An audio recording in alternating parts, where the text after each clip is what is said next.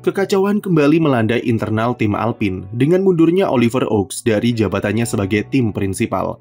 Mundurnya Oaks benar-benar mengejutkan karena hanya terjadi 2 hari setelah GP Miami dan tidak terlihat adanya friksi-friksi negatif antara dirinya dengan tim. Tapi jika mengingat apa yang terjadi di dalam dinamika tim Alpine selama 4 tahun terakhir, mundurnya Oaks adalah episode terbaru dari kacaunya manajemen tim Enstone. Padahal Oliver Oaks sendiri baru menjabat selama 10 bulan sebagai tim prinsipal usai ditunjuk menggantikan Bruno Famin pada bulan Juli tahun lalu.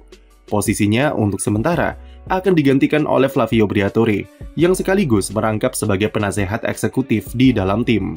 Briatore akan menjadi tim prinsipal kelima bagi Alpine dalam waktu 5 tahun terakhir, yang tentu menunjukkan seberapa kacaunya internal di Enstone, terutama semenjak Cyril Abiteboul dikeluarkan dari sana.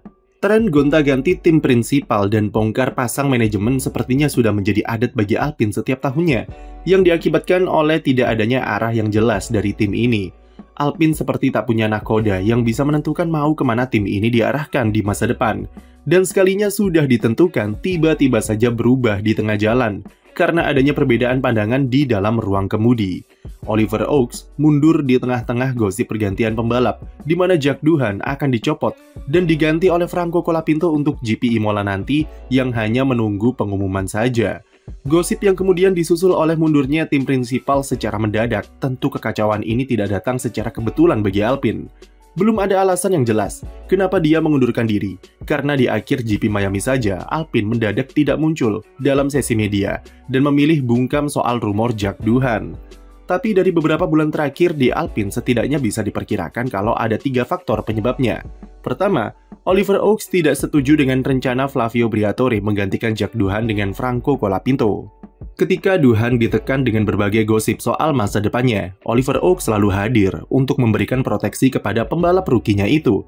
Dia paham kalau sebagai seorang debutan, yang dibutuhkan oleh Doohan adalah waktu untuk berkembang dan tidak diganggu dari huru-hara media yang jelas berpengaruh pada performa di trek.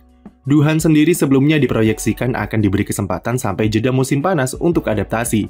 Tapi Flavio Briatore berkata lain, karena ia sangat kebelet untuk segera memasang Colapinto di kokpit.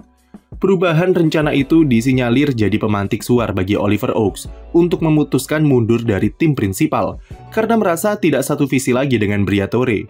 Terlebih lagi, dia lebih memilih Paul Aron, yang sudah ia tahu semenjak ia balapan di tim high-tech, dan secara performa Paul tampil lebih bagus di Formula 2 musim lalu. Jika dilihat dari kasus Doohan, seperti yang kita tahu, Briatore sudah memberikan bayang-bayang dengan merekrut Franco Colapinto pada penghujung musim 2024, jauh sebelum Doohan debut. Dari situ saja sudah bisa diendus intensi apa yang diinginkan oleh Briatore, dan mau sebagus apapun performa Doohan, dia sudah ditempatkan sebagai pilihan kedua di dalam tim, karena prioritas utama adalah memasang Colapinto secepat mungkin. Kalau mengikuti F1 sejak lama, gerak-gerik Briatore semacam ini sudah jadi tipikal ciri khasnya, mengingat dia dulu pernah membajak Michael Schumacher dengan permainan bahasa di kontrak, sampai lakukan segala cara demi dapatkan Fernando Alonso. Insting kuat Briatore kali ini mengarah kepada Colapinto, dengan apa yang ia tunjukkan tahun lalu bersama Williams, serta jaminan uang segar dari sponsor Argentina yang melimpah. Tapi pendekatan seperti ini tidak disukai oleh Oliver Oaks yang ingin menjaga kondusivitas internal tim untuk jangka panjang. Salah satunya adalah dengan memberikan waktu bagi Doohan berkembang dan fokus terhadap pembangunan fondasi untuk jangka panjang. Di saat yang sama, pengalaman Briatore yang menemukan talenta seperti Schumi dan Alonso dulu membuatnya mustahil untuk dibantah. Itulah yang jadi gong bagi Oliver. Jika memang rencana gantikan Doohan dengan Colapinto dilakukan untuk GP Imola, maka dia memutuskan untuk mundur karena sudah tak punya kuasa terhadap dinamika di dalam tim. Tapi kemungkinan terbesarnya adalah ketidaksetujuan terhadap penggantian Doohan hanyalah puncak gunung es yang menutupi konflik sesungguhnya antara Oliver Oaks dengan kubu Flavio Briatore. Briatore yang menjabat sebagai penasehat eksekutif sejak tahun lalu diberikan wewenang yang cukup besar di dalam tim, dan salah satunya adalah wewenang terhadap pilihan pembalap, akademi, serta kebijakan-kebijakan masa depan. Kuasa Briatore yang besar menimbulkan beberapa gesekan dengan prinsip-prinsip yang dianut Oliver Oaks sebagai tim prinsipal, dan terjadi perbedaan pandangan antara keduanya. Sebelum kasus Duhan, ada saga Esteban Ocon yang tak sempat ucapkan balapan perpisahan kepada Alpine karena kontraknya diputus lebih awal supaya dia bisa segera ikut tes bersama Haas. GP Abu Dhabi kemudian dipakai untuk persiapan bagi Duhan sebelum jalani musim debutnya. Tapi di saat yang sama, Briatore juga memakai balapan tersebut untuk membandingkan Duhan dengan Colapinto yang langsung memberikannya tekanan. Kesepakatan sponsor untuk menggait Colapinto juga dibuat atas kuasa Briatore, di mana pembalapnya saja masih berstatus sebagai pembalap cadangan, tapi sponsor sudah disepakati dengan nominal yang cukup besar. Manuver-manuver Briatore itu dianggap terlalu interventif dan mengganggu stabilitas internal di dalam tim oleh Oliver Oaks.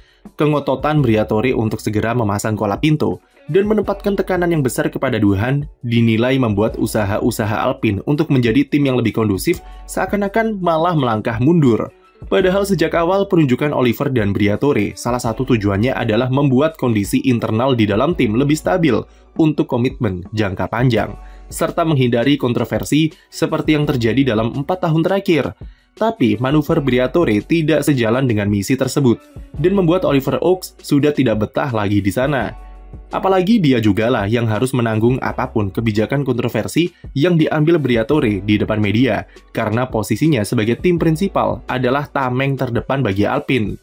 Kuasa Briatore yang terlalu interventif, perbedaan pandangan, dan merasa tak punya power untuk mengendalikan tim merupakan faktor yang jadi penyebab kuat Oliver Oaks hanya bertahan 10 bulan di Enstone. Untuk selanjutnya muncul rumor juga kalau Oliver Oaks sedang diincar oleh Red Bull untuk menggantikan Christian Horner atau diplot terlebih dulu sebagai salah satu pimpinan manajerial di dalam tim. Tapi kebenarannya masih diragukan dan masih sangat simpang siur. Sekarang, dengan Briatore yang kembali berada di puncak pimpinan untuk pertama kalinya dalam 16 tahun, otomatis dipilihnya Franco Colapinto hanya menunggu waktu saja. Colapinto dikabarkan hanya akan dikontrak untuk sementara ini 6 bulan saja, dengan opsi perpanjangan jika tampil bagus. Pendekatan Briatore meskipun agresif dan kontroversial, di masa lalu memang terbukti membuatnya koleksi 4 gelar juara dunia pembalap. Apa yang ia lakukan sekarang di Alpine juga mirip-mirip dengan metode Helmut Marko di Red Bull, yang sama kejamnya terhadap pilihan pembalap di dalam tim. Tapi zaman sudah berubah, dan tak ada jaminan cara tersebut bisa bekerja selayaknya 20 atau 30 tahun yang lalu. Mengingat, Red Bull saja sekarang sempoyongan dalam line-up pembalap. Terlebih lagi, Alpine bukanlah tim yang kuat secara fondasi seperti Red Bull, dan mereka punya lingkungan yang sangat berbeda untuk menerapkan metode yang sama. Alpine adalah tim yang sedang berusaha merangkak kembali untuk bisa bersaing kompetitif di papan tengah dengan semua keterbatasan yang ada saat ini. Oleh karena itu, Oliver memilih prioritaskan kondusivitas dinamika di internal daripada bongkar pasang pembalap atau manajemen yang hanya akan meriset ulang semua usaha yang mereka lakukan. Tren yang berkembang di tim-tim papan tengah sekarang juga memprioritaskan kondusivitas dan development manajemen yang terarah seperti di Williams serta Haas. Apakah itu artinya cara Briatore salah di F1 modern? Belum tentu juga. Karena cara-cara tradisional seperti ini, walaupun rasanya seperti mundur ke masa lalu, cukup layak untuk dicoba di Alpine, yang arahnya saja tidak jelas mau kemana.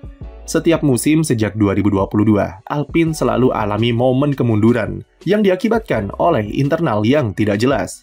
Briatore comeback dengan membawa pemahaman ortodoks soal bagaimana sebuah tim harus dijalankan, yaitu dengan memainkan cara-cara yang agresif, berani menggebrak, dan berani berbeda.